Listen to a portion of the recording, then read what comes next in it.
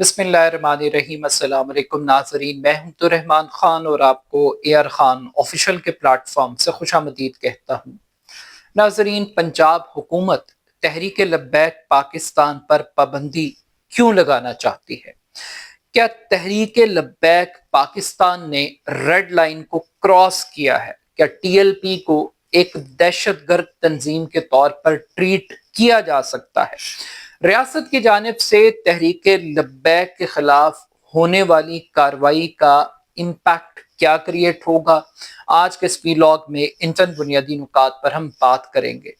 Media reports के मुताबिक पंजाब हुकूमत की जानिब से तहरीक लब्बैक पाकिस्तान पर पाबंदी की तजवीज़ दी गई है और प्रपोज किया गया है। हुकूमत से कहा गया है कि वो तहरीक लब्बैक के ऊपर मुस्तकिल तौर पर पाबंदी आयद कर ले।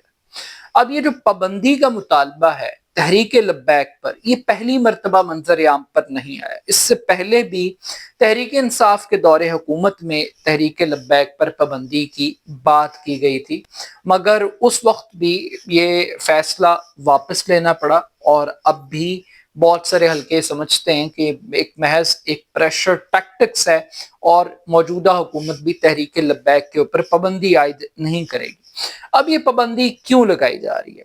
हुकूमत ये समझती है कि तहरीक लब्बैक ने रेड लाइन क्रॉस की है। तहरीक लब्बैक एक कलअदम जमात है, एक दहशतगर्द जमात है और मुआशरे के अंदर अमन व अमान की सूरत हाल को पैदा करने वाली जमात है। ये हुकूमत का मौक़िफ़ है और इस हुकूमत ने इस मौक़िफ़ को तक़वियत देने के लिए अब तक तहरीक लब्बैक के पंजाब में तकरीबन 5000 से ज़ायद अफराद को गिरफ्तार किया है और जो मजहबी हल्के हैं वो ये दावा कर रहे हैं, अब ये दावा है, इसकी तस्दीक अभी तक हम नहीं कर सकते। कहा जा रहा है कि बहुत सारे जो बरेलवी स्कूल ऑफ थॉट की मसाजिद हैं, मदारिस हैं, मदरसे हैं, उन पर एक बड़ा स्ट्रॉन्ग किस्म का क्रैक डाउन किया जा रहा है। और ये क्रैक डाउन क्यों किया जा रहा है? यहाँ पे ये सवाल बड़ा इंपॉर्टेंट है कि क्या एक ऐसी जमात पर आप पाबंदी लगाएंगे जो बज़ाहिर एहतजाज कर रही है, लॉन्ग मार्च कर रही है गजा के लोगों से इजहार यकजहती के लिए, हमदर्दी के लिए, तो क्या जो इस मुल्क में गजा के लोगों के लिए आवाज उठाएगा आप उसको दहशतगर्द डिक्लेयर कर देंगे? और अगर आप ऐसा करेंगे तो क्या आप इसराइल की मदद कर रहे हैं? आप चाहते हैं कि इस मुल्क में इसराइल का नैरेटिव बिके? ये मैं एक साइड का पॉइंट ऑफ व्यू बता रहा हूं। मैं ये नहीं कह रहा कि जो तहरीक लब्बैक ने किया वो बिल्कुल ठीक किया, मगर मैं एक फेस वैल्यू पर बात कर रहा हूँ कि तहरीक लब्बैक एक एहतजाज करना चाहती थी। जमहूरियत में एहतजाज का हक सबको दिया जाता है, आपको पसंद है या नहीं है, लेकिन एहतजाज होता है। एहतजाज में गिरफ्तारियां भी होती हैं, तशद्दुद भी होता है, मार कुटाई भी, सब कुछ होता है, लेकिन उसमें जमहूरियत में कुछ ना कुछ स्पेस दी जाती है। अब कौन सी क़यामत आ जाती अगर ये लॉन्ग मार्च इस्लामाबाद चला जाता, अगर ये गजा मार्च हो जाता, तो कौन सी क़यामत आ जाती? और आपने रोक कर क्या अचीव कर लिया? यानी एक मार्च था, उसमें चंद हजार लोग थे मुरीद के, पर आपने ऑपरेशन किया। आप कहते हैं कि 4 से 5 लोग शहीद हुए, पुलिस वाले भी मारे गए, सैकड़ों लोग जख्मी हो गए, पुलिस वाले भी, और जो भी तहरीक लब्बैक के कारकुन थे। अब दोनों की अपनी अपनी स्टोरी है, एक हुकूमत का पॉइंट ऑफ व्यू है और एक तहरीक लब्बैक का नुक्ता नजर है। आप दोनों के नुक्ता नजर को एसेस करें, एवेलुएट करें और उसके बाद आप आर्गुमेंट बिल्ड करें। अब आप ये सोचिए कि वो ये कहते हैं कि गोलियां चली हैं और लोग शहीद हुए, और फिर उसके बाद आप ये देखिए कि इंटरनेशनली पाकिस्तान के खिलाफ और हुकूमत के खिलाफ एक कैसा इमेज पोर्ट्रे किया गया। यानी कि तालिबान काबुल से बैठकर, इंडिया से बैठकर मजम्मत कर रहे हैं और कह रहे हैं कि इन्होंने तो अपने लोगों पर गोली चला दी है। और फिर जो मजहबी तबका है वो उसको कैसे कैश कर रहा है, वो कह रहा है देखें जी हम फलस्तीनियों की बात कर रहे हैं तो हम पर गोलियां चलाई जा रही हैं।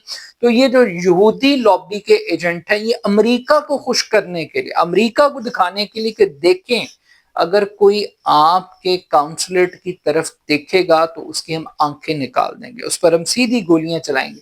अब ये दूसरा तबका प्रोपेगेंडा कर रहे हैं। गवर्नमेंट ये कह रही है कि यार ये एहतजाज का टाइम ही नहीं, एक अमन मुआहिदा हो गया है, 2 سال تک غزہ میں قتل و غارت ہوتی رہی، گولی چلتی رہی، لوگ مرتے رہے، بھوک سے مرتے رہے، آپ نہیں نکلے، آپ نے کوئی تقریر نہیں کی، کوئی احتجاج نہیں کیا۔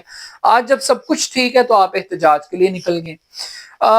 ایک نیا نقطہ نظر بھی آیا گورنمنٹ کی طرف سے۔ گورنمنٹ نے کہا جناب ہم تو ان سے بڑے مذاکرات کرتے رہے، ان کو سمجھاتے رہے، اور ان کے جو ڈیمانڈز یہ تھے کہ فلاں شخص کو، دہشت گرد کو جیل سے چھوڑ دو۔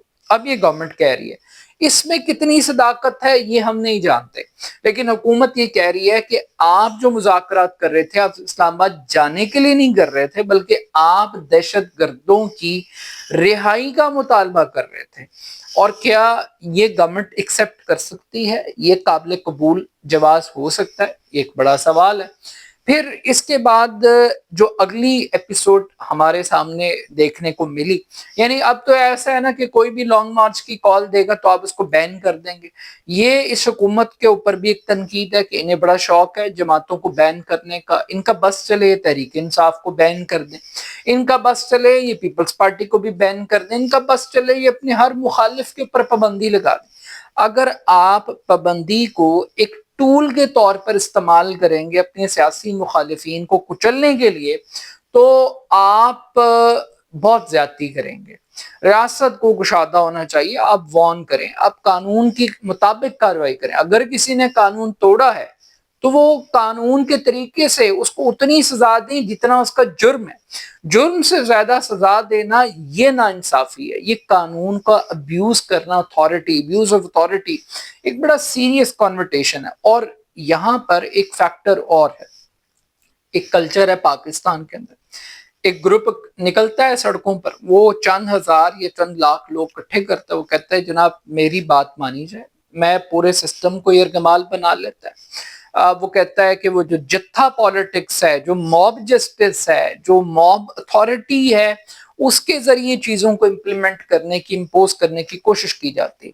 لیکن جب آپ ٹی ایل پی کی بات کرتے ہیں، میں ٹی ایل پی کا نہ فین ہوں، یہ سب جانتے ہیں، نہ میں ان کی پالیسی سے اتفاق کرتا ہوں، لیکن ایک چیز سمجھنی چاہیے۔ 2018 کے الیکشنز کے اگر رزلٹ دیکھیں تو تحریک لبیک پاکستان کی 5ویں بڑی پولیٹیکل پاور ہے، یعنی 5ویں نمبر پر سب سے زیادہ ووٹ لی، 22 لاکھ ووٹ پڑا ہے تحریک لبیک کو۔ اس ووٹ بینک کو، اتنی بڑی طاقت کو آپ کہاں لے کے جائیں گے؟ 2 لوگ سندھ اسمبلی سے الیکٹ ہو گئے تحریک لبیک کے ٹکٹ کے اوپر۔ آپ اس سے ان کی جو الیکٹورل اسٹرینتھ ہے، تو ایک پولیٹیکل پارٹی کو آپ اتنا بھی دیوار سے نہ لگائیں کہ وہ آپ اس کو ایک ٹیررسٹ آرگنائزیشن کے طور پہ لے جائیں۔ آگے کم ہیں لوگ، آپ نے جو اپنی عقل سے اور حکمت سے جتنے دشمن آپ لوگوں نے پیدا کر لی ہیں۔ پھر اس کے بعد ایک تو یہ ان کا جو پولیٹیکل سائز ہے یہ میں نے آپ کے سامنے رکھا ہے۔ پھر ایک بریلوی اسکول آف تھاٹ ہے۔ پاکستان ایک بڑا سینسٹیو ملک ہے، پاکستان کے اندر جو ڈویژن ہے ریلیجن کی بنیاد پہ، فرقے کی بنیاد پر، وہ بڑی سینسٹیو ہے۔ پاکستان میں جو بڑی میجورٹی ہے وہ بریلوی اسکول آف تھاٹ سے، اہل سنت والجماعت سے تعلق رکھتی ہے۔ تو یہ جو سنی اسکول آف تھاٹ ہے، اگر آپ اس قسم کا ایک ایکسٹریم ایکشن لیں گے تو اس کا جو ریاکشن آئے گا وہ بڑا سینسٹیو ہوگا۔ یعنی آج کی ڈیٹ میں آپ نے 42,000 سے زائد پولیس والے لگائے ہیں کہ آج جمعے کا دن ہے کہ یہ جو ٹی ایل پی کے لوگ ہیں یہ سڑکوں پر احتجاج کریں گے۔ آپ نے پورے ملک کو بریک لگا دی، آپ نے فیڈرل کیپٹل بند کر دیا، آپ نے پروونشل کیپٹل بند کر دیا، آپ نے موٹر ویز بند کر دی، آپ نے جی ٹی روڈ بند کر دیا، آپ صرف ایک پارٹی کے احتجاج کو روکنے کے لیے۔ اور یہاں پر بھی ایک ڈویژن ہے کہ ایک طرف Tehreek Insaf T L P کی حمایت کر رہی ہے اور وہ بھی احتجاج میں شامل ہے، اور دوسری طرف ریاست ہے اور حکومت ہے اور باقی لوگ ہیں وہ دوسری طرف کھڑے ہوئے ہیں۔ اب یہاں پر بڑے انکشافات آ رہے ہیں، بڑی باتیں آ رہی ہیں۔ انویسٹیگیشن میں کیا باتیں سامنے آ رہی ہیں؟ وہ یہ کہہ رہے ہیں کہ جناب 11,41 کروڑ روپے کی رقم برآمد ہوئی، اس میں ڈالر ہیں، یورو ہیں، پاؤنڈ ہیں، دینار ہیں، ریال ہیں، مطلب غیر ملکی کرنسی۔ اب یہ جو 11 کروڑ روپے کی 41 لاکھ روپے کی رقم ہے، کیا یہ اتنی بڑی رقم ہے کہ ہم کہیں کہ یہ منی لانڈرنگ ہے، یا ہم یہ کہیں کہ یہ ٹیرر فائنینسنگ کی مد میں یہ رقم آئی ہے، یہ بڑا سوال ہے، کیونکہ ہم یہ جانتے ہیں کہ پاکستان میں جو مذہبی طبقہ ہے اس کو نذرانے ملتے ہیں، سیاسی گدیاں ہیں یہاں پہ، ان کو ڈونیشنز ملتی ہیں، فنڈز ملتے ہیں، اور یہ تو بڑا غریب مولوی نکلا ہے بیچارہ جس کی جیب سے 11 کروڑ روپیہ نکلا ہے، تو یہ تو بڑی بڑی گدیاں ہیں، بڑے بڑے سیاستدان ہیں، آپ ان کے بھی گھروں پہ کبھی ریڈ کر کے دیکھیں، شاید آپ کو 11 ارب سے اوپر کی رقمیں ملیں گی۔ 11 کروڑ تو کچھ بھی نہیں ہے، یہاں تو مالٹون میں پلاٹ نہیں آتا 11 کروڑ روپے کا کنال کا، تو وہ بھی مہنگا ہے۔ تو یہ ایک بات ہے۔ پھر اس کے بعد تحفے تحائف کی بھی بات کی گئی، سب کچھ کیا گیا۔ پھر اس کے بعد ایک اور نقطہ نظر آیا کہ جناب یہ جو نو گو ایریا بنایا ہوا، یہ بڑا ایک خطرناک نقطہ ہے کہ جو پراپرٹی بک رہی ہے وہ تحریک لبیک خرید رہی ہے اپنے مرکز کے گرد، اور وہاں پہ لا کے لوگوں کو آباد کیا جا رہا ہے۔ اب یہ ایک دن میں تو نہیں ہوا، اگر یہ لانگ مارچ نہ کرتی تو کیا ریاست ایکشن نہ لیتی؟ ریاست کو تو اس چیز کو پہلے سوچنا چاہیے کہ یار یہ کوئی نو گو ایریا بن رہا ہے تو کیوں بن رہا ہے، اس کو روکا کیوں نہیں گیا، یعنی بننے کیوں دیا گیا؟ اگر آپ کو کوئی ایسی ان یوزول چیز نظر آ رہی تھی تو کیا آپ اس لانگ مارچ کا انتظار کر رہے تھے؟ کیا ایک بڑی واقعہ ثانیہ کا ویٹ کر رہے تھے؟ یار آپ آپریٹ کریں، آپ ان کے خلاف کاروائی کریں۔ اور آپ کہہ رہے ہیں وہ ٹیمیں بھی چلا رہے ہیں، وہ ٹرینڈز چلا رہے ہیں اور بہت کچھ کر رہے ہیں، تو ہر پارٹی کر رہی ہے۔ یہاں پہ کچھ لوگ ایک اور سوال اٹھا رہے ہیں کہ یار ایم کیو ایم سے بڑی دہشت گرد ہے T L P. Altaf Hussain کو ایک سائڈ پہ رکھیں، وہ تو لندن میں تھا نا، وہ تو حکم دینے والا تھا، حکم کی تعمیل کرنے والے کون لوگ تھے؟ بیشتر لوگ تو آج بھی وہ ایم کیو ایم موجود ہے، وہ سب لوگ ایک ایک مذمتی بیان کپڑے جھاڑ کے وہ سب نیک پارسا ہو کے ایم کیو ایم پاکستان آپ نے بنا دی۔ یہ جو 9-0 تھا یہ کیا تھا؟ اور یہ نو گو ایریاز، یہ بوری بن لاش بھتہ مافیا، چائنا کٹنگ، یہ سب کچھ یہ کیا تھا؟ یہ ایم کیو ایم ہی تھی، یہ سب کچھ سارے کام کر رہی تھی۔ مگر وہ ایم کیو ایم آج دوبارہ اسٹیبلشمنٹ نے کمال مہربانی سے اس کو سیٹیں جتا دی، آج وہی اسمبلی میں دوبارہ جا کے بیٹھ گئے ہیں، پرانی تنخواہ کے اوپر کام کر رہے ہیں۔ تو صرف اکیلا الطاف حسین بدماش تھا یا اس کی گنتی کے چند لوگ تھے، باقی ساری ایم کیو ایم دودھ کی دھلی ہوئی تھی۔ تو اگر ایم کیو ایم کے لیے اس ملک کی پالیٹکس کے دروازے مائنس الطاف حسین کر کے کھلے جا سکتے ہیں، تو ہمیں سوچنا پڑے گا کہ ہم وائلنس کو جسٹیفائی کبھی بھی نہیں کروں گا میں۔ اگر کوئی قانون توڑتا ہے تو قانون کے مطابق کارروائی کریں، لیکن اتنی کارروائی کریں جتنا قانون اس جرم کی سزا آپ کو تجویز کرتا ہے۔ اگر کوئی ریاست کے ریٹ کو نہیں مانتا، اگر کوئی نو گو ایریاز بناتا ہے تو اس کے لیے زیرو ٹالرنس ہے، اس کے لیے قانون کو حرکت میں لائیں۔ اپنی سیاست، اپنا غصہ، اپنا انتقام اس میں لے کے نہ آئیں، رعایت بالکل مت کریں، ٹالریٹ بالکل مت کریں۔